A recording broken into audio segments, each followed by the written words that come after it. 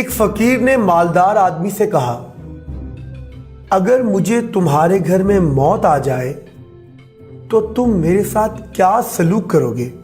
मालदार आदमी ने कहा, तुम्हें कफन देकर दफना दूंगा।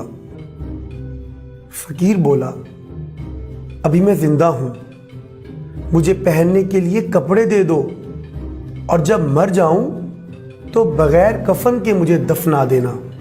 ये हम लोगों में से बहुत से अफराद की दास्तां है कि जब तक हम जिंदा हैं एक दूसरे की कदर नहीं करते, लेकिन मरने के बाद एक दूसरे के लिए आगे बढ़ बढ़कर नेकियां करने लगते हैं।